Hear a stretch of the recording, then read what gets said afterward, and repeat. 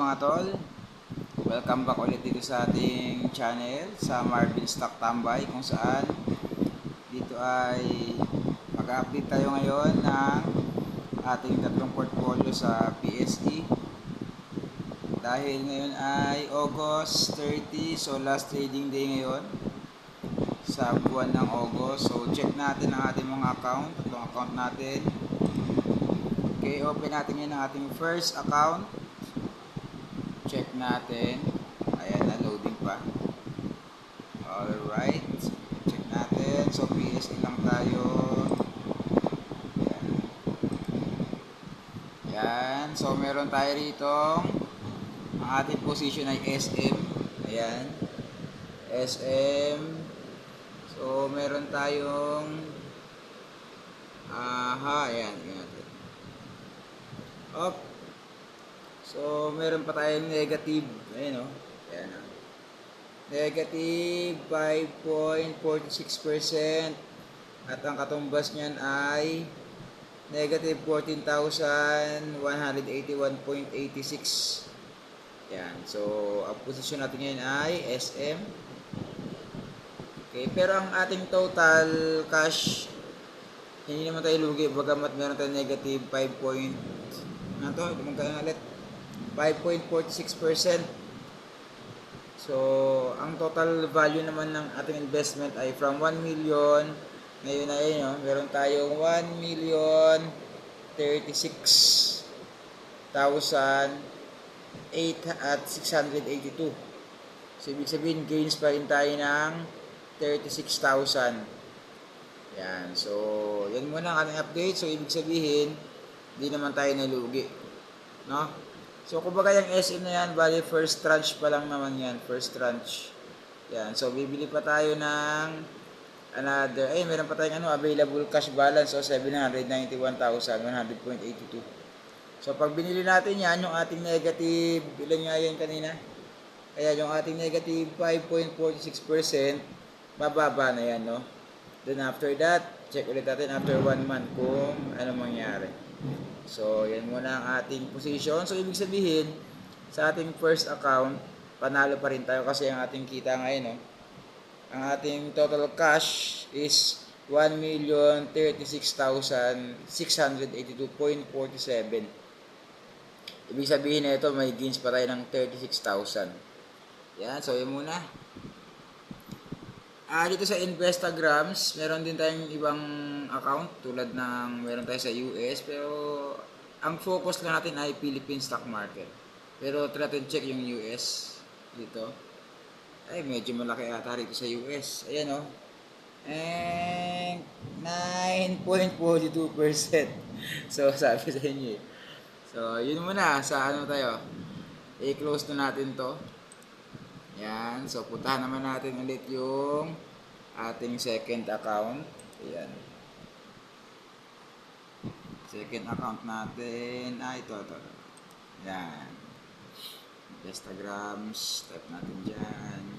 Enter. Yan. Loading. Ito po ang ating second account. Kanina guilds tayo, no? Okay.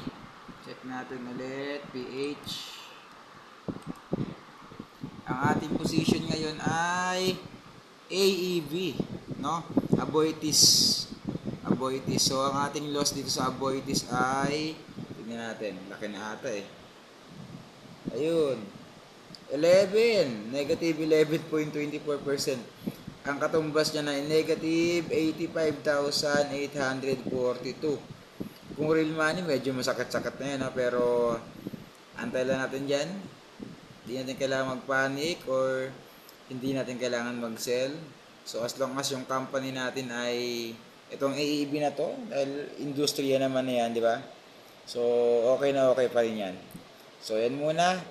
Check natin yung ating total balance or total cash. Ayan, total cash natin ay ayan, medyo madugo pala rito, no? From 1 million, bumaba siya ng 685,114.83. So, medyo malaki nga yung ating talo dito. So, ilang buwan kaya natin ito babawiin?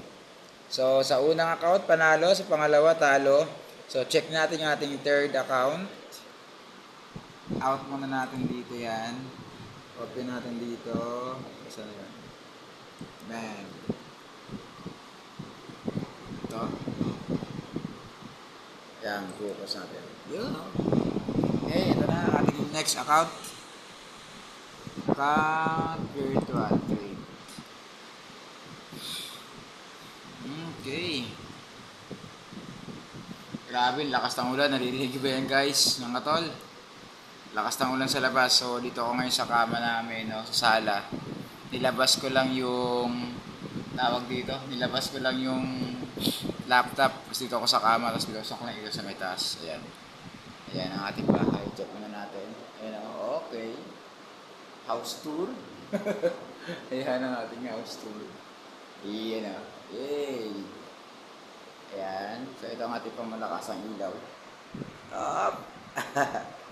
Balik na tayo sa ating account. Ayan na. Check na natin. So, dito, ang ating position ay ICT. So, ito yung kay Idric Rizon, yung international container to, no? Ito yung sa mga yata to. Tawag nga dito, yung mga package, ganun. Yan, so ICT. Okay, meron tayong yan, tingnan ilan yung ating loss dito. Up. Ayun, meron tayong negative 0.89% or katumbas yan ay negative 2,492.98.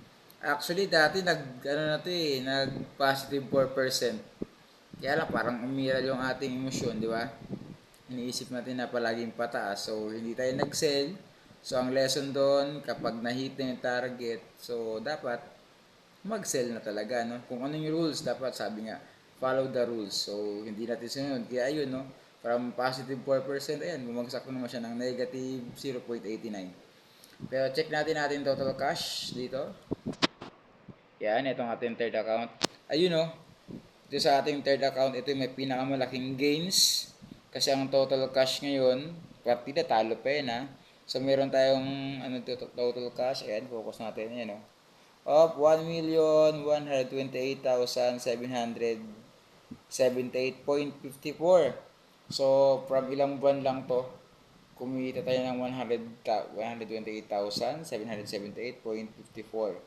So, medyo maganda yung performance sa ating third account.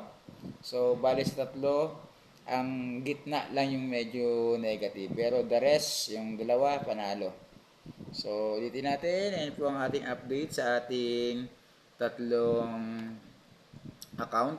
So, by next September na, next week, no, sa Monday, September na. So, update natin kung ito ba ay tataas o babagsak. Yan. So, yun muna mga tol. Bye-bye.